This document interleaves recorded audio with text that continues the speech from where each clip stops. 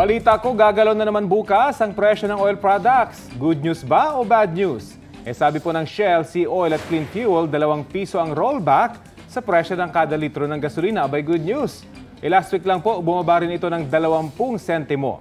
Meron ding bawas na 50 centavos sa kada litro ng kerosene.